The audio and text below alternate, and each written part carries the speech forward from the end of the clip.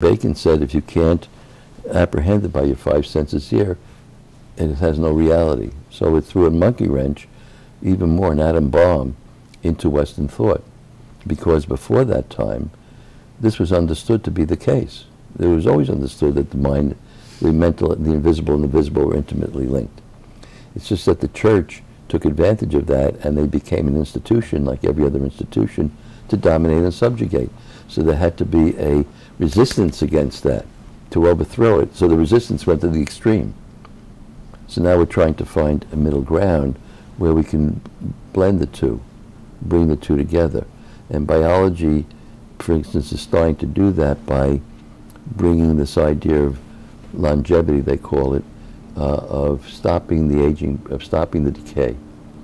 And they're finding on the biological level that they're moving to an arena where life goes on. And the spiritual doctrine has said from the beginning, life goes on. It doesn't, not meant to stop. Not meant to stop.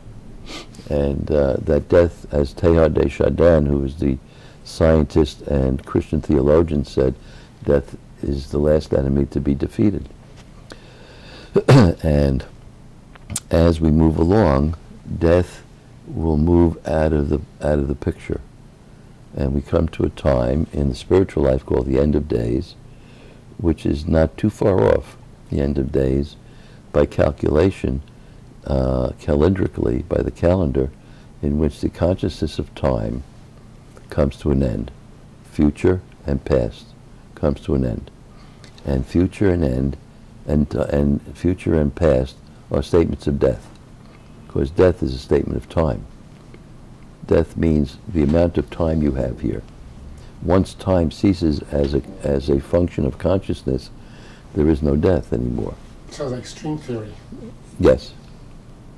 It would be an analog in physics, the string theory.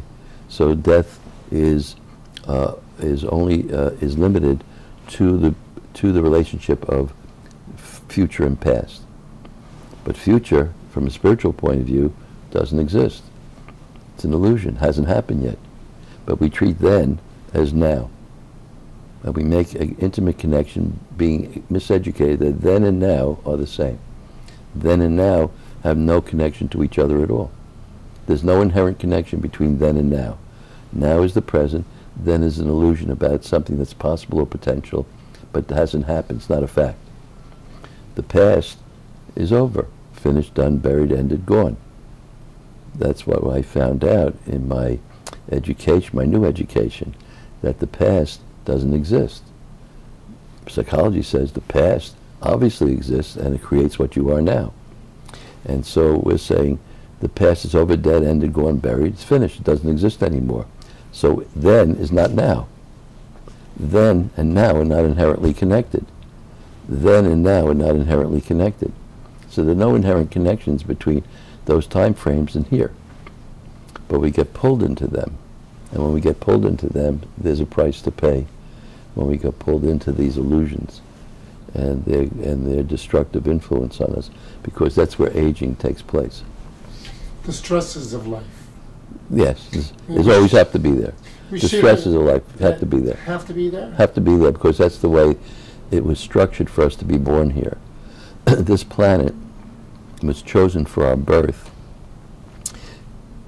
because it was the place in which the existence of conflict had to be available to allow the conditions for us to be born.